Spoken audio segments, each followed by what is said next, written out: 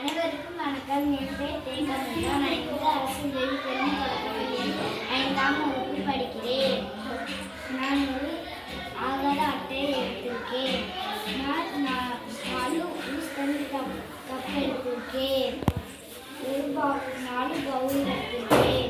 அதில் சீனி வச்சிருக்கேன், உப்பு வச்சிருக்கேன், கல் வச்சிருக்கேன், மண் வச்சிருக்கேன்.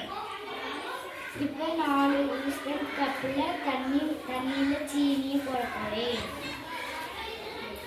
சீனி போட்டு கரைஞ்சிருச்சு.